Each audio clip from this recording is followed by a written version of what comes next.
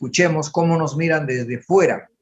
Para ello tenemos en sala al analista internacional, editor internacional en el Diario Oficial del Peruano, docente en comunicación política e internacional en la Universidad de Lima.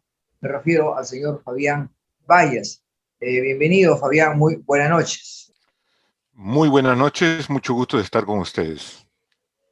Bueno, Fabián, como hemos señalado, importante de escuchar desde su análisis, desde su punto de vista, desde su interpretación, cada vez que usted está el día a día, mucho más probablemente que nosotros mirando al mundo y recogiendo cómo nos vende el mundo en este proceso electoral que acaba de llevarse a cabo el 11 de abril y de cara a una segunda vuelta.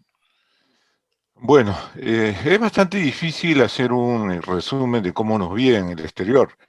Yo creo que todavía no ha terminado de procesar el mundo lo que viene sucediendo en el Perú. Tal vez si podemos analizarlo por países podría ser algo más fácil. La primera pregunta que se podrían hacer es que si este resultado que se está yendo en el Perú obedece a algún tipo de corriente regional constatataria. No es casualidad que el mismo día donde ha ganado esta primera vuelta el señor Pedro Castillo, también ha habido elecciones en Ecuador y allí ha perdido el señor Arauz, quien era representante del correísmo y de la corriente del nuevo socialismo. Tal vez si hubiera ganado, se hubiera interpretado como una especie de reflujo de este movimiento que predominó en la primera década de este siglo y que tuvo gran influencia política en la región. Sin embargo, la sorpresiva derrota de Arauz, del correísmo y este socialismo del siglo XXI, hace suponer de que el caso de Perú tiene muchas particularidades que no corresponden a una corriente ideológica internacional. Hasta el momento tampoco hemos visto, excepto tal vez la reacción del expresidente boliviano Evo Morales, ninguna expresión de simpatía ante el señor Castillo, ¿no? Simplemente él ha dicho que hemos ganado en el Perú, en esta primera vuelta, pero no es parte de un movimiento orgánico constatatario internacional. Más, el señor Castillo es un producto peruano, de una crisis peruana como es de la pandemia, de la crisis económica, de la crisis institucional, y además que en esta pandemia los más afectados, si ustedes hacen un mapa del Perú, es cierto que la pandemia afecta a todos, pero ha afectado a unos más que a otros. Y justamente estos sectores que han sido afectados más a otros es que dan este grito de protesta, de rebeldía, y apoya a un candidato que ni siquiera saben las características y lo que nos puede conllevar.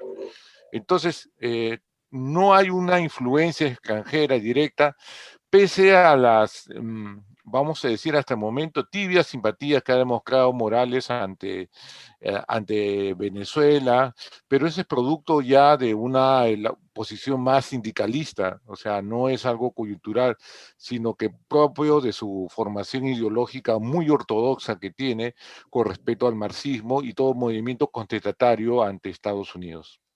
Ajá.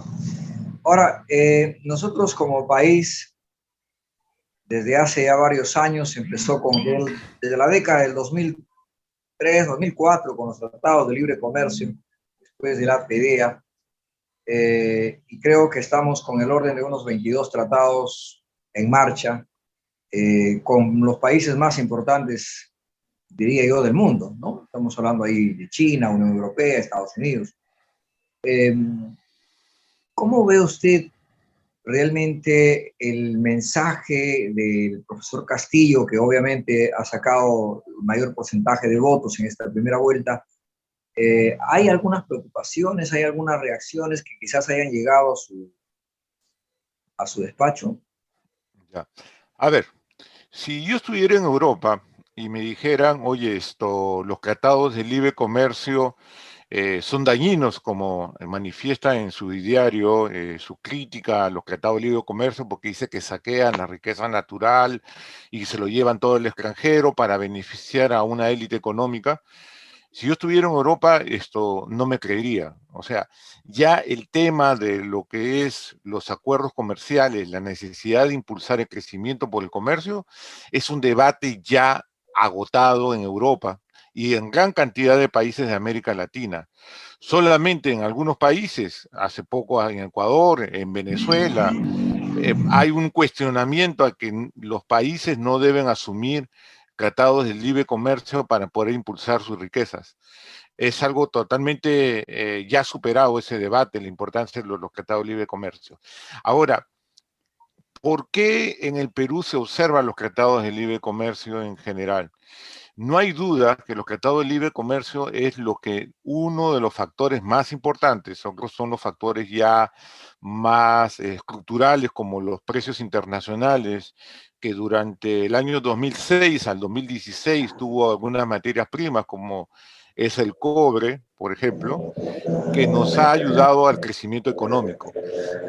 Generalmente han sido los tratados, el poder diversificar los productos que vendemos en el extranjero, lo que nos ha ayudado mucho en nuestra economía y a pesar de esta retórica anti-libre comercio, de que no han sido, de que solamente se ha beneficiado una élite económica en el Perú, si hacemos un reencuentro vemos que son más de 560 medianas y pequeñas empresas las que se han beneficiado por los tratados de libre comercio.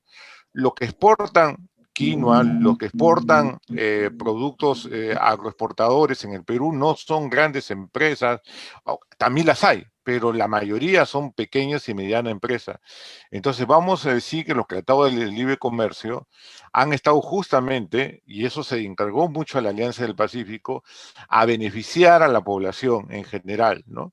Y quisiéramos que hubiera más tratados de libre comercio para que esa mediana y pequeña empresa se pueda potenciar.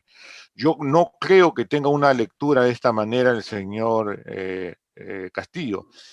Ellos piensan de que tienen un discurso muy ideológico, pero simplemente si nosotros nos ponemos a analizar, es pura ideología, pero sin nada de pruebas, porque también está muy mal informado, ¿no?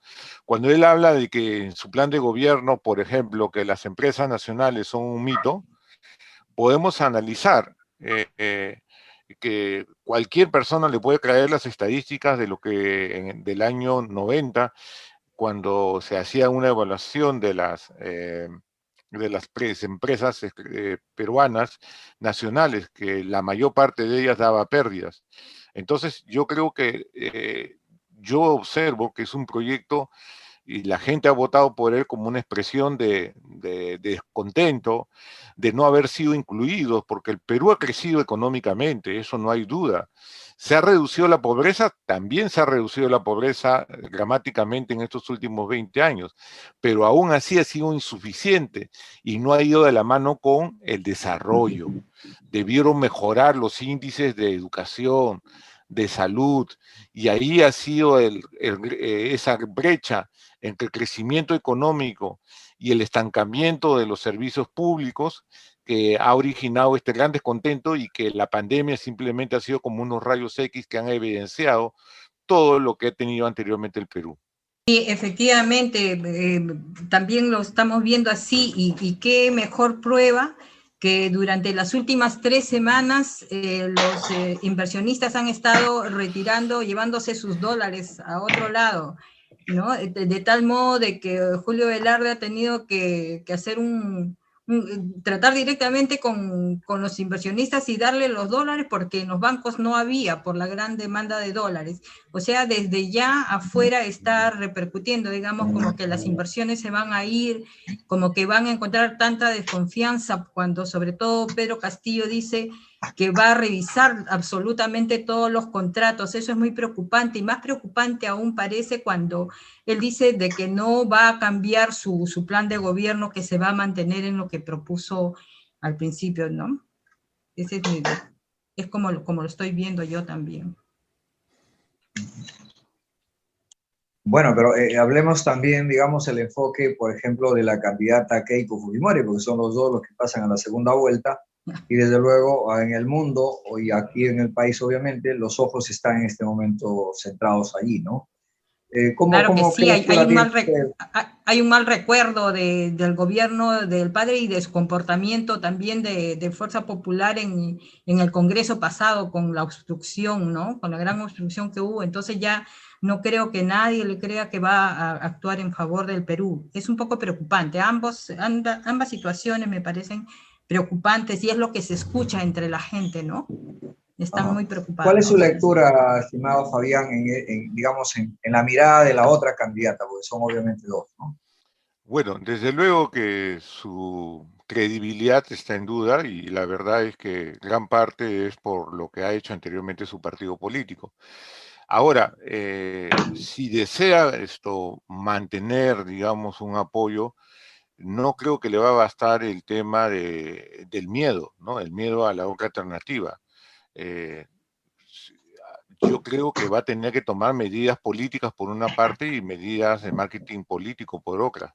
Las medidas de políticas que yo creo que tiene que asumiría son temas como, por ejemplo, hacer una hoja de ruta, así como la hizo y deslindó Ollanta-Humala, ¿no?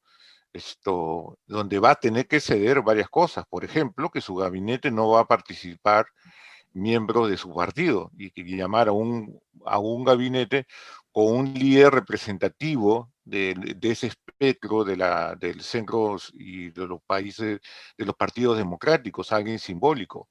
En segundo lugar, que no va a haber ninguna influencia en los juicios y una influencia en todos los juicios que está llevando y comprometerse a asistir a todos ellos que se han llamado por el Poder Judicial.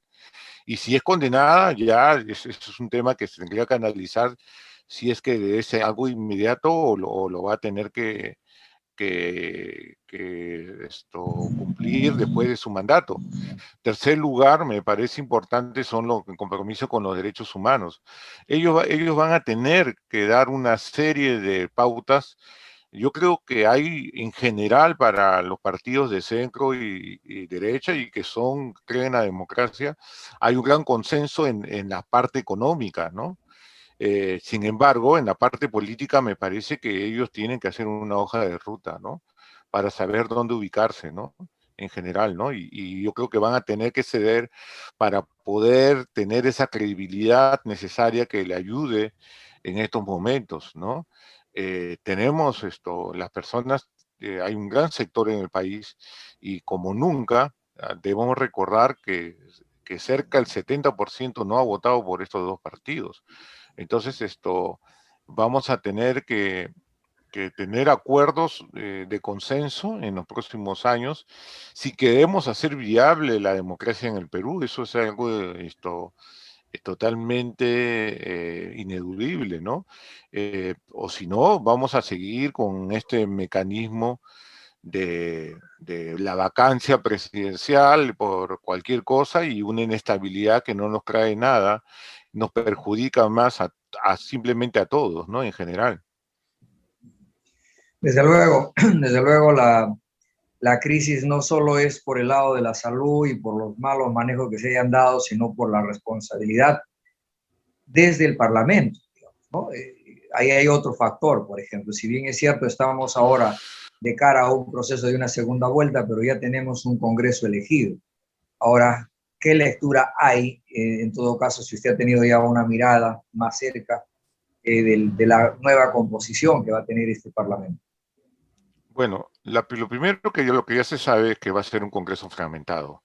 Y no solamente un Congreso fragmentado, sino que yo creo que un Congreso bastante polarizado, ¿no? Ya se han marcado porque quién va a ser paralizado, pero por ningún motivo va a haber la posibilidad de poder gobernar a nivel presidencial sin una forma de alianza política en el Congreso. Y eso también debe tenerlo en claro el nuevo mandatario, quien sea, ¿no? Que va a tener que formar un bloque muy importante, pero si no sale de sus reductos ideológicos, si no cede de sus propuestas políticas, yo creo que vamos a un gobierno muy débil y a la inestabilidad inmediata. Tanto así porque ya antes decir yo te vaco o decirte por otra parte yo te cierro, era casi como una amenaza simbólica, pero desde los últimos 2 o 3 años, donde ha ocurrido la vacancia y el cierre del Congreso, ya no lo es, o sea, es una realidad que se puede repetir. Yo creo que también es necesario invocar digamos, a lo que es la Asamblea, perdón, la Asamblea Constituyente, no, el Tribunal Constitucional para que trate este tema que lo dejó inconcluso, que es las razones morales por el cual se puede vacar un presidente. El haberlo dejado abierto da la posibilidad a cualquier tipo de capricho político en el futuro. Y a pesar de que la vacancia tiene que tener un sustento para a lo que se denomina una persona de incapacidad moral, sin embargo, ha quedado totalmente abierto, ¿no? El Tribunal Constitucional ha dejado la puerta abierta y eso crea fragilidad en el mismo sistema, ¿no? Y más aún con la amenaza que ha hecho Pedro Castillo de que va a cerrar el Tribunal Constitucional, ¿no? Entonces eso también va a jugar en su contra. Porque ahora, sobre ese punto yo creo que es importante señalar, ¿puede un presidente jurar una constitución de que no lo va a cumplir? O sea, se está perjurando, ¿no? Porque si un presidente no puede decidir cerrar un poder que si no es como un poder del Estado, es un poder importantísimo porque es el árbitro entre la disputa de los poderes dentro del país. Entonces, yo no puedo jurar una constitución y luego decir que la voy a violar, ¿no? ¿No? Entonces, un presidente de la República, nosotros estamos escogiendo un presidente democrático, no estamos escogiendo una dictadura, ¿no? Entonces, yo creo que allí, por ejemplo, si ocurre eso, inmediatamente va a haber una crisis política y nuevamente vamos a entrar en nada, ¿no? Vamos a tratar de vacarlo y luego el siguiente y el subsiguiente hasta que no sé cuándo termine, ¿no? Porque eso va a ser un caos político, ¿no? Entonces, un presidente si jura la Constitución es porque va a respetar los mecanismos que indica ella, inclusive para cambiar la misma Constitución política, ¿no? Que se necesita 2 legislaturas extraordinarias más un referendo. No es tan fácil, ¿no? Para cambiar la Constitución política, ¿no? No lo puede hacer simplemente llamando una asamblea popular, ni haciendo un consenso entre sus partidarios, ni nada de eso, ¿no? Tiene que respetar lo que indica el Congreso, y como vemos en el Congreso, hay por lo menos 2/3 partes que no están de acuerdo con eso.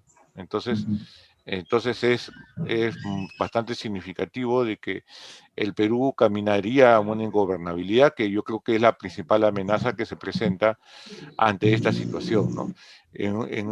Para resumir mi posición, debe haber acuerdos y debe haber hojas de rutas que cada posición, ya sea la del señor Castillo o ya sea la de la señora Keiko, puedan ceder en general.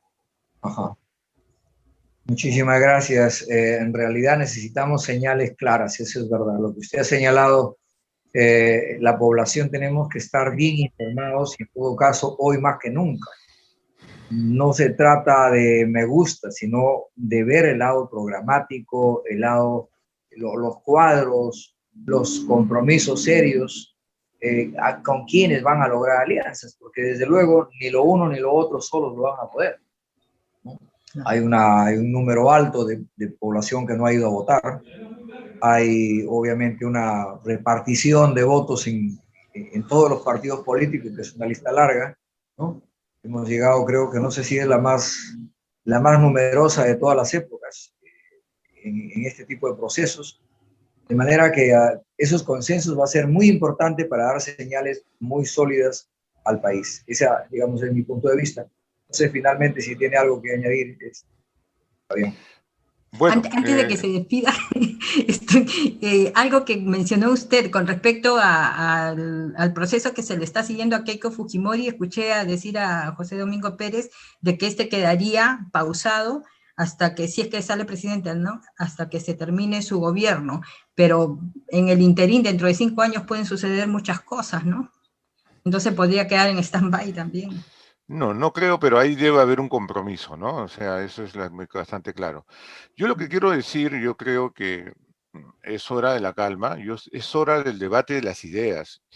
Y yo me temo que si nosotros, como vemos mucho en las redes, vemos ataques de tipo racista, tratar de ignorancia y estos argumentos no nos sirve para poder convencer a la población. Más aún, son ofensivos y además son contraproducentes desde una perspectiva del marketing político, porque se pueden victimizar. Yo creo que ha llegado al debate de las ideas.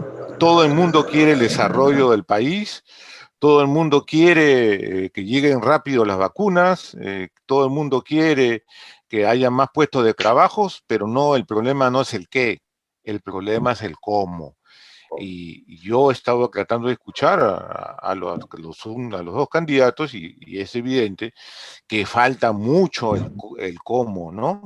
Todo el mundo tiene buenos deseos, pero de ahí no ha pasado. Yo creo que hay que pasar al debate del cómo, ¿no? Y hacer viable las medidas que se proponen, ¿no? Si no, nos vamos a quedar en deseos y con deseos no vamos a avanzar nada, ¿no?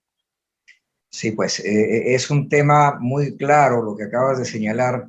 He escuchado a algunos virtuales congresistas pues llamarlos de ignorantes, o sea, empezar con esos términos cuando debemos darle un nivel alturado, sensato, de interpretaciones reales y de propuestas reales, porque al final los congresistas ya fueron elegidos, en todo caso, ya no están en campaña. Tendríamos que pensar ya en el país, más allá que de una consigna partidaria, ¿no? Ahí hay un tema bastante por trabajar. Bueno, muchísimas gracias, igual Fabián, por compartir con nosotros su conocimiento, su experiencia, sus puntos de vista, que definitivamente son valiosos, sobre todo en estos días que vamos a seguir en este camino estrecho y complicado. Esperamos contar con su intervención en los próximos días para seguir analizando esta situación en nuestro país.